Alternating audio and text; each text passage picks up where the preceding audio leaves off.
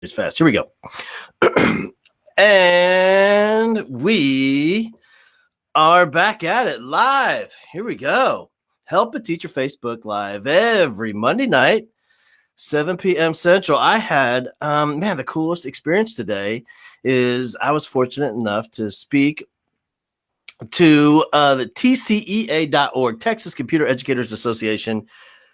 It was just fantastic. Here's the thing is, anytime like you think of technology and like we all have stereotypes of technology type teachers and technology educators, but I am here to tell you, these are some of the most compassionate, empathetic teachers. And it was just fantastic. And here's what it is.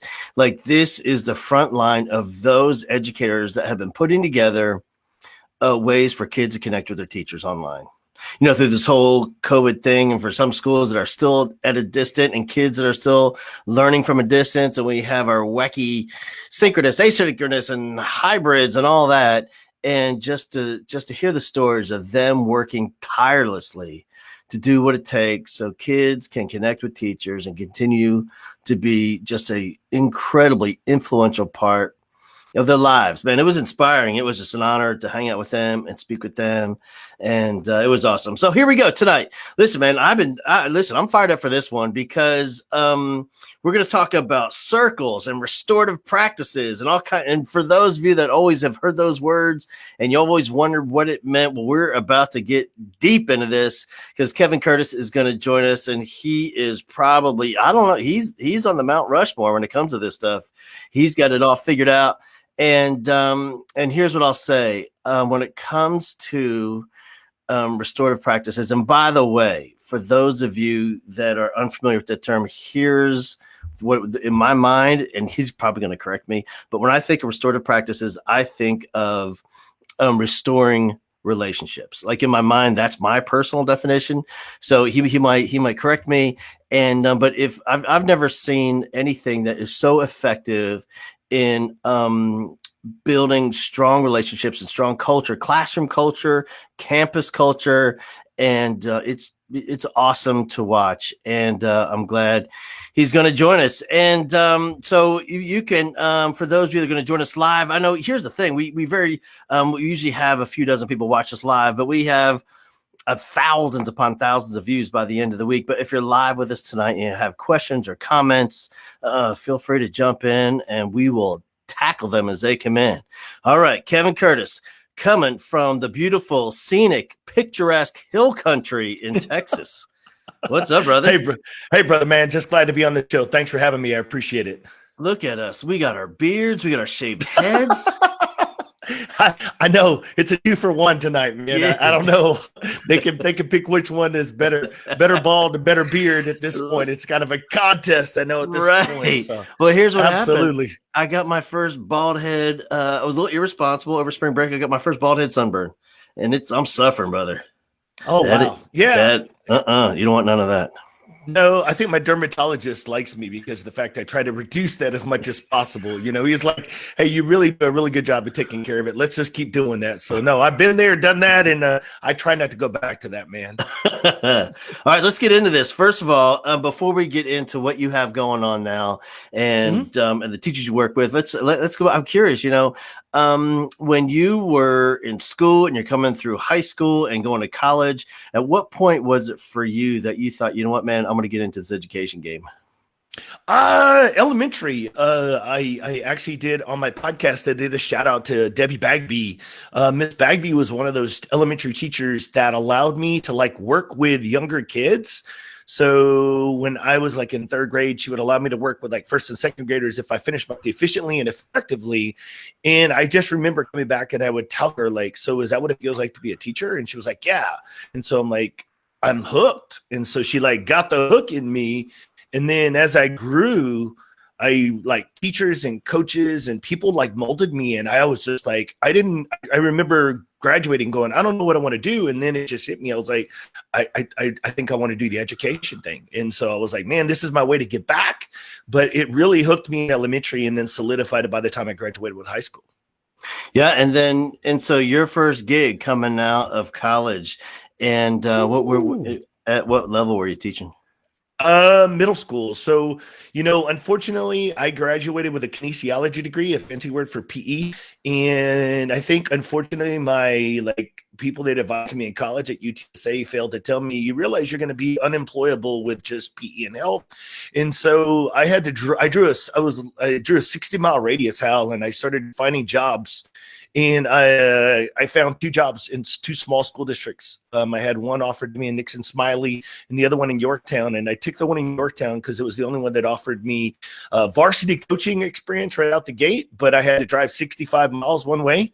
And so I drove 65 miles. I coached football and baseball. I coached junior high, JV, varsity. I taught PE, 6th, 7th, and 8th grade, and then 1 year of 6th grade math. Something that traumatized me teaching, because they said, can you teach 6th grade math? And I thought to myself at the interview, well, in Texas, you can teach one outside your subject. And I thought to myself at the interview, I can solve 6th grade math. And there's a huge difference between solving 6th grade math and teaching 6th grade math. So when I got the job, they said, all right, you took, put your wind pants on from coaching, you went into the classroom and got on the chalkboard back then and started doing it. And then I realized they were like, Coach Curtis, I think that's wrong. And I'm like, just testing you. You want come up here and solve that for me, Right. So I would have 6th graders teaching me how to. And so then I quickly realized I went to the year that the lady down the hall, they had 30 years experience. And I said, hey, can you teach me how to teach kids? And she said, absolutely. So I stayed one day behind her, Hal. Every day I stayed one day behind her. So I always went to her on my off period. And that's how I spent my off period, learning how to take notes. And I go the next day and do it on the board. And so, yeah, man, jump right up into the gates teaching. And so for those of you who teach math, kudos to teach math. Kudos. That's a talent. That's the thing about those small schools, man. It's I think if you never taught at a small school here, first of all, you're pretty lucky they told you what you're going to teach. A lot of times you just kind of show up and you think you're teaching one thing, but that ain't all you're teaching. And next thing you know, you're like me. I'm the 7th grade girls B team basketball coach. I'm teaching Spanish. I don't even speak Spanish, and but they sure did. It was South Texas. They all spoke Spanish, so that wasn't a problem. And man, I'll tell you what. But here's what I do know. In starting out in a small school, I don't know if it was your experience, but man, you teach so many kids at so many grades and the learning curve is so steep. And I really felt like every year I taught in a small school, it was like 3 or 4 years experience in one. Oh, yeah, I definitely agree. Because then I went to another small school, and that's where I ended up in science, where I primarily taught integrated physics, biology, and chemistry. And so I taught that. And I still, how they were like, you need to get certified in it. You need the test. And I was like, okay, well, I need to teach it for a year or two before I could get certified in it, because I don't even know what it is. And so before you knew it, that's what people say, how did you become a science teacher? By accident. I tripped into it and then went to take the test. And so here you were 3 years later. I was like, oh my God, I got speech, health, PE, biology, IPC. I just started taking tests like crazy until I could get as many certifications as possible so that I could be as employable as possible, because you never knew at the small school, like you said, next thing you know, they're like, you're going to do speech, you're going to do health, you're going to do PE and science. You're teaching 4 subjects in 1 year, like you said. And then you're like, hey, I don't really do basketball. And you're like, well, you're going to do basketball too. And you're like, okay, whatever you do. Yeah, man. So I do agree. I think you get condensed into just shaking up, and then wow, you look back at your career and you're like, I did a lot in a short amount of time. Yeah. But I loved it. Small schools, small mentality. And in fact, awesome. my first principal job was at Carson City. And I remember, people would say, how's your hallway? I have 220 kids, and I'm the principal of a building. And I was like, this is awesome. I mean, small school football, Friday nights, the community 4-H, FFA. I mean, it was just man, I love the small school.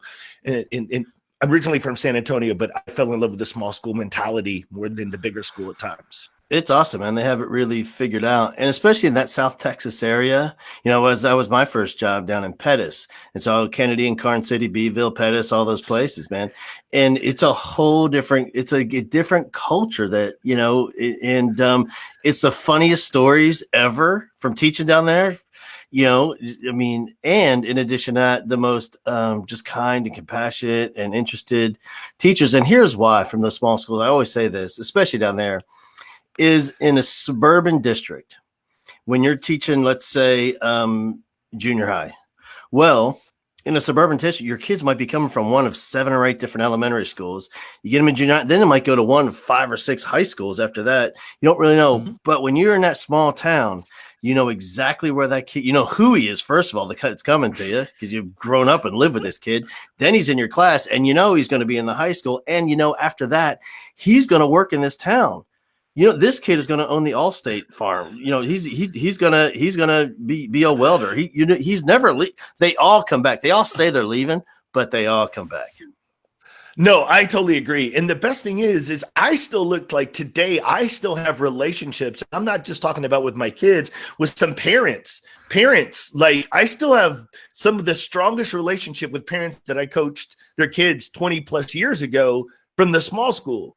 But I laugh because when I went to Schertz Clemens, and that was my first real job, like that was my first big school, Hal. And then I realized, like, wow, you can make a lot more money and do less. I was coaching freshman football, coaching one subject, right? All of a sudden, and making a lot more money. But then when I got to my admin, and I was doing my admin, and you know, when you work on your admin and they're abusing you, and I went to get on the bus one day, and they said, "Hey, you're going on a senior field trip, pal, to San Antonio College," and the only advice they gave me is last year on the field trip, just be prepared. They handed out free condoms to the high school kids, so they all came back with these condoms. So they were like, "Hey, you're the administrator in charge." And I went to get on the bus, Hal, and as I got on the bus, now take into consideration, I had been teaching science and coaching football at this school for my second year, and going into my second year, when I got on the bus, the teacher stopped me and said, "Can I help you?"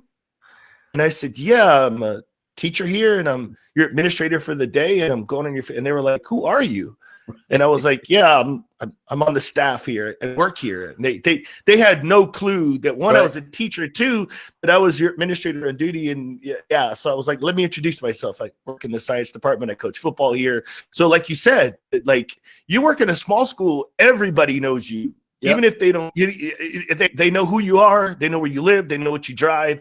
These people that I worked with for 2 years didn't even know my name, nor that I worked at the school. So the huge difference in connections, yep, even at the adult level. These kids at the small school, they know what you rented at the Blockbuster in Beeville, and you live 20 miles away. It's the craziest thing. And then you end up on the prayer list. They say, "Mr. Bowman, you're on the prayer list at my church." And I said, "Oh my gosh, what did I do? Why don't you go on the prayer list?" They said, "Well, they're just praying for you." I said, "Well, awesome. Thank you very much." And man, I'm wondering for you, when you were the principal and moving around, at what point did you start thinking about moving out into the speaking and the consulting world and all of that? It wasn't until I really so I was blessed with this background in this restorative practices came in, and I left Carson City in let's just say I left Carson City to get back to San Antonio. And then when I got this job at Ed White Middle School in Northeast, huge school district, Northeast Independent School District, second largest, one of the top largest in San Antonio. And I got this job at this middle school, Hal, and I'd only worked in Title I campuses. But when I got there, I thought, I'm going to be a new sheriff in town. I came in with the discipline, the rod, new sheriff, big hammer. And we led the district with 1,149 types of suspensions in one school year with 1,000 kids. And we become the number one exclusionary campus. So we had to flip. We were directed to something needed to change. So we adopted a restorative approach. An ex-police officer, Robert Rico, had introduced restorative to us. So I'm piloting restorative practices, and I do it in 6th grade. I loop up with my kids. So I'm daddy disciplined for the same, same group of kids for 6th grade, 7th grade, and 8th grade. But during that time, TEA had come to visit us. The University of Texas was consulting us. We had a lot of schools seeing us. And when we hit the Texas Business Magazine cover, and then once Jim Walsh came and put us on the map and kind of talked to us, man, we blew up. And the next thing you know, TEA said, we're going to offer some trainings, and we really need a voice in. You're the only one that has 3 years of experience, and we really like to utilize you. So I always tell people, TEA gave me a great opportunity. Notice the difference, opportunity versus job. They didn't offer me a job. They said, "Do you want to come support Texas and the restorative movement?" I said, "Sure." "What does that look like?" They're like, "You have to quit your job." I was like, "What?" They're like, yeah. So how the thought idea of it had never thought of it. Yeah. Never thought about leaving. I didn't know what that was. And so the next thing you know, I'm like, quit my job, salary, benefits, everything. And so before you know it, the only thing I was guaranteed was to hit all 20 service centers in 2 years and to make half of what I made in education. And then it was just like, and then you're on your own. Yeah. And so it really was a leap of faith. But I tell people, I felt like once I realized the school to prison pipeline, once I realized like how to help teachers build relationships and hold kids accountable in a restorative model, I felt like, all right, this is my new drive. I'm going to go help schools change from the inside out. And I just felt like there's the systemic approach of schools that was just dysfunctional. They needed some help. And so I just jumped just to see what I could do. I had no vision. I had no idea. I was literally just nomading or wandering at all the service centers until schools said, hey, can you help us? And I was like, sure. Can you help us? And sure. And so they said, do you know what you're doing? I said, no, but we'll figure it out together. Right. Hey, man, well, I think what's fascinating is the idea of your campus going from the opposite ends of the spectrum, where you led the district in discipline, infractions, and suspensions and all that, all the way to the other side to restoring relationships. What was that? I'm curious, what was that like, that transfer of the culture, that shift in culture for teachers on campus? Like, I'm sure they could feel the difference. Oh, well, not only, I mean, first of all, you're being mandated. It's from the top down. So you didn't really ask for buy-in. You get told this is what you're going to do, right? And so then all of a sudden, and we did it. I think what our saving grace to a certain extent to get it initiated was we did one grade level at a time.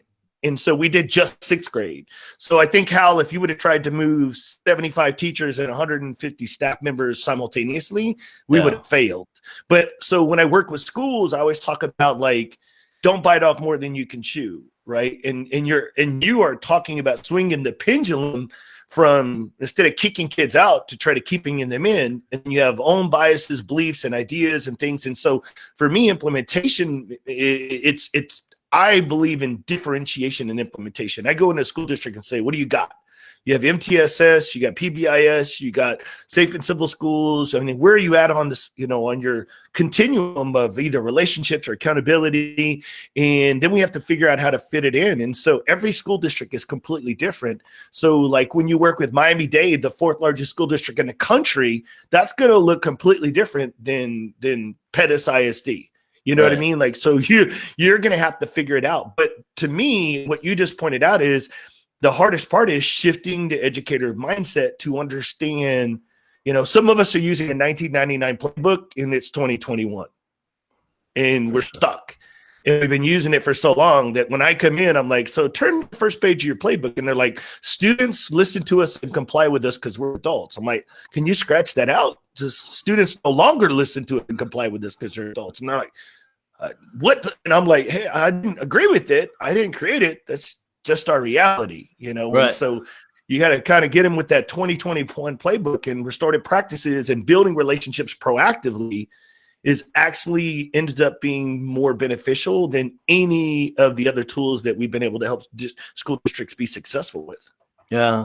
You know what I think, man, oftentimes for many educators, it's because they had such a structured upbringing themselves, and whether it was two parents and they were academically gifted and oftentimes academically successful, and they were involved in school.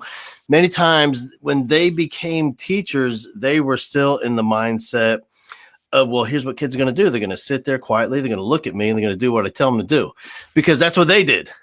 And so that's their reality. But they show up on day one and they got one kid, they got Sarah sitting in the front row that's like them, but the rest of them ain't nothing like that. And so I think it is difficult for a lot of teachers when they first come in as a first year teacher to realize that, they were the anomaly, you know what I mean, compared to the rest of the kids.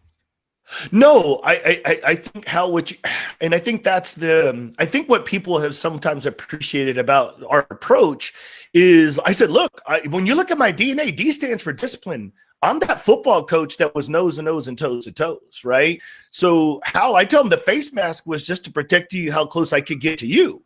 Like I don't understand personal space. I want to be in your bubble, right? And I'm very reactive. And so I think what people appreciated about my approach is I said, look, like, I don't know how to not discipline. So the first thing I did is when I got a chance to develop my own restorative approach, I took everything that the University of Texas had taught me. I took all the books that I was reading.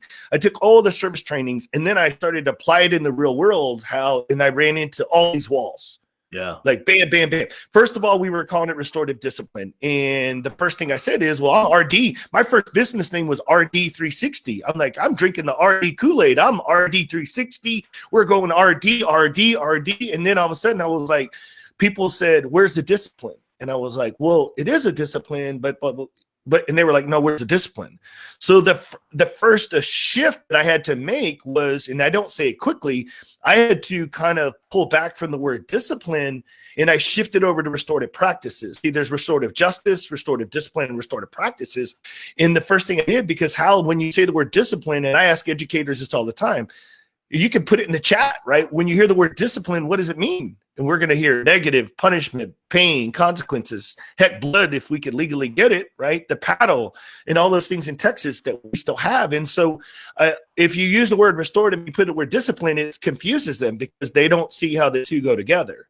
Yeah. And so I said, well, then I'm going to go to restorative practices as a title. And then if it's a practice, it's something, if it's an education. So it took this evolution of like, okay, I was RD. Now I need to be RP. And then it was all about alternatives to suspensions and tier 2, tier 3 strategies.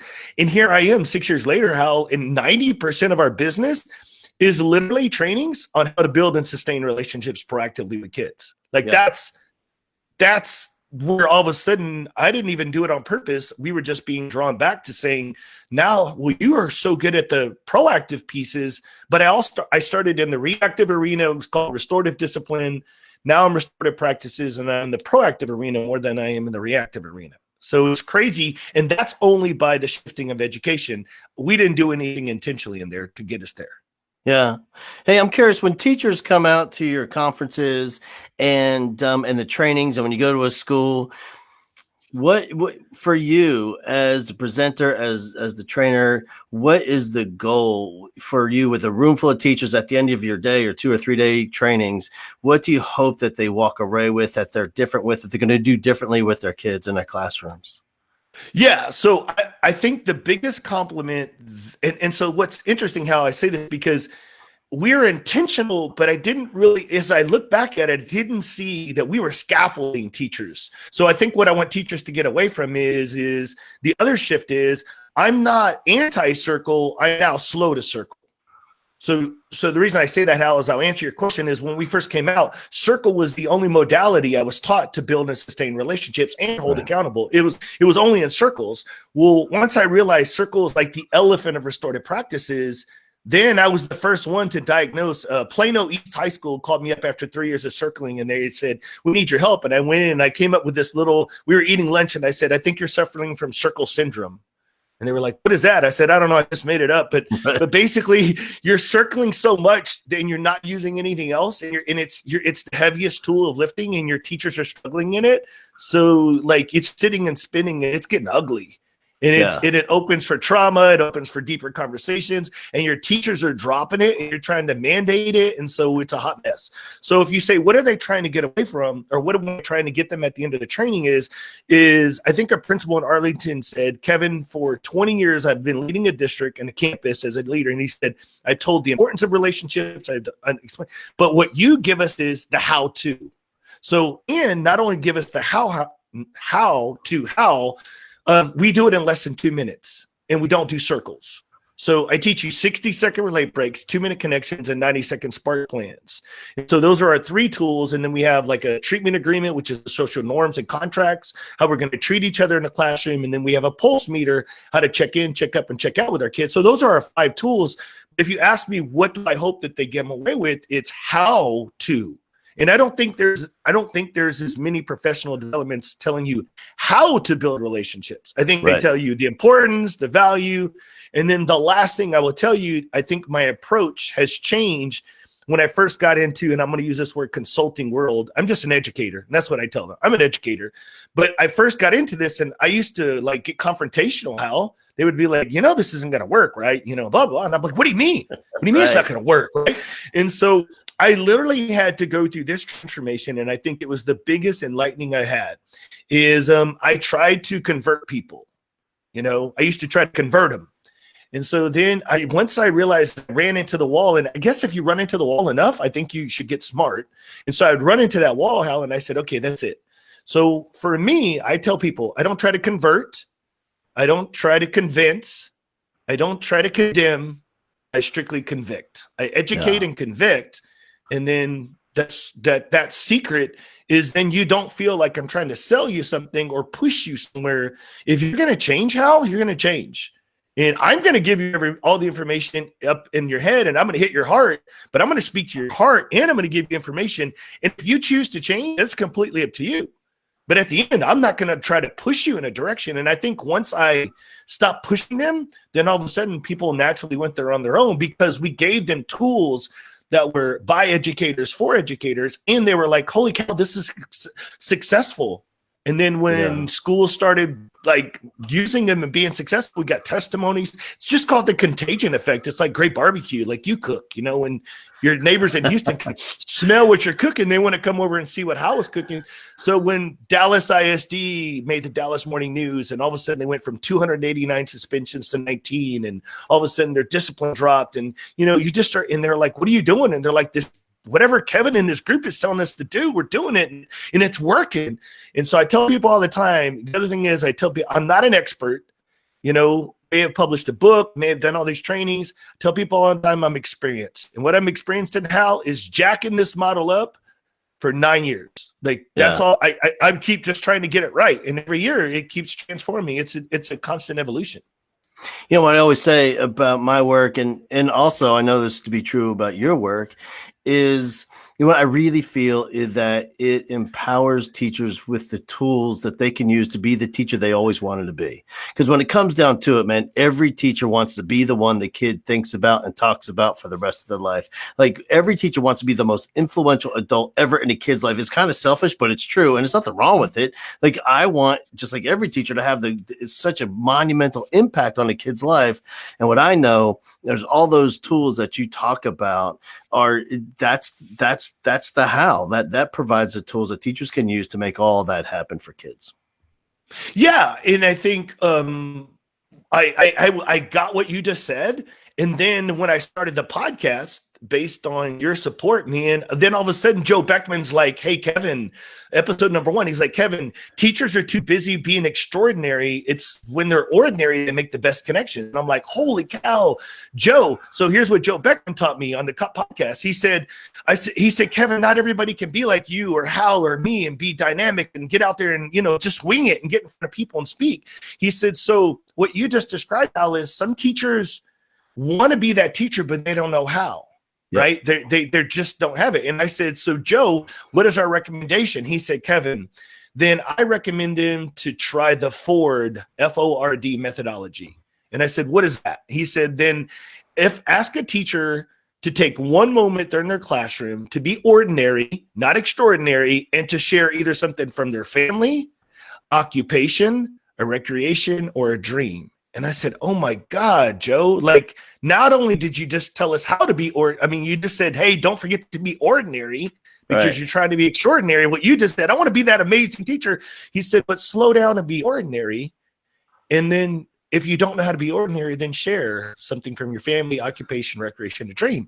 And so then I was like, Joe, like that's fantastic. And like, because that's what I'm looking for is teachers want to be told what to do or how to do it. And I think we're all swirling around. Relationships are important, but we're not telling you how. And then there's a guy named Dave Stewart Jr. that said, all you're doing is trying to create an MGC. And what's an MGC? A moment of genuine connection. Yep. So you're looking for MGCs. Hal, you said, I've heard you talk about they're in the hallway. I've heard your testimony when your kid's at the door, right? Or when you, so he's just saying, look for an MGC. And the way you get an MGC is by being ordinary. It's true, man. I think like that's what kids, they're desperate for that authentic connection with a real person, a real teacher. And like I always say, man, those moments are everywhere. And I think sometimes we think it's going to take this monumental effort to have this monumental impact, but it doesn't, man. There are these micro moments throughout the day, and it's simple, it's fast, it's immediate, and I'm telling you, that impact lasts for the rest of that kid's life. No, and what you just described, I think, is what I started to hone in on. And what somebody just put in the chat or right there, I think Tony. Well, Tony, hey, Tony, she's amazing. I know she's one of your all-time favorites. Awesome, but I know that's why. No, I know that's why I said. But no, I mean, so I think the other message I want them to take away from us, Hal, is I don't want you to build relationships like me. I don't want you to be Hal Bowman, Kevin Curtis, Joe Beckman. I want you to be you. And I think some teachers, to be honest, as they're in teacher preparation and as they're in everything else preparing to be an educator, Hal, who is guiding them as they're be developing into that new teacher? Or I'm a teacher that's been teaching 20 years and I'm trying to like refigure myself from the 1999 playbook to 2021. Who am I? And how do I share that? Because I never had to share that in my 20 years because kids just listened to me. So you have two dynamics, right? The dichotomy of new teachers coming in going, okay, somebody help me ship that. And then a teacher who's experienced it says, hey, I still think I'm impactful and I want to be that teacher that Hal talks about, teach like a rock star, but I don't know how, because for 20 plus years, kids just listened to me and I didn't have to be that. So I think we're having to mold and shape, two different areas of teachers by just telling them, hey, it could be the simplest small thing of sharing a story or one simple thing about yourself that's non-content related. And I think that's where I run into the biggest wall is They're like, it's content. And I'm like, connections before content's our biggest hashtag. But I think education and overall, there's no accountability for connections, Hal. There's no relationship report. So until schools hold themselves accountable to build connections and relationships, we're going to continue to struggle. That's just my 2 cents. Yeah, it's true, man. And then I think that's why, as we're still in the COVID thing, that's why I'm so excited and fired up about your conference coming up. And because here's what I know, these conferences are the type that you can see that it's like a before and after picture of a teacher where you can see like it made a difference in their life and it made a difference in their teaching practice. And it has impacted who they are as a person because now they're having that impact on a kid's life that they've always wanted to have. And it's like they're in this positive spiral. They're energizing themselves simply from the results they're having with their kids. And I know you're like me, we kind of been slow on the conference game just because of COVID and school's out and we're not in person many times, but it's all coming back. And I know for you, your big conference is coming up in just a few months. Yeah, so we typically were a November conference in the fall, and we were doing that for 3 years in a row. And we've had up to 1,000 people show up to our conference, and then pandemic hit, and so we put the brakes on it. And then we were like, okay, this November, and we were like, too soon, too fast. And so we've moved the in-person one to like February 18th and 19th of 2022. But no, right now, July 13th and 14th, we're jumping on the opportunity to have you along with other professional speakers. We're going to do a virtual conference. And what we're hoping to accomplish with the virtual conference is exactly what the message that you and I are both talking about now, but we want it to not be an all-day conference. So, it's going to be an abbreviated day. It'll be done by midday in the afternoon. So we're going to have 2 days, but it's not full days. And so the 13th and 14th, we're looking for opportunities for one. I need speakers. In other words, if you want to speak at the conference, and I'm calling it the RCL. Now, just so you know what RCL is, Relationship-Centered Learning. I have a podcast. You can check out the podcast and you can check out the conference if you want to speak at it or if you want to register for it at rclfirst.com.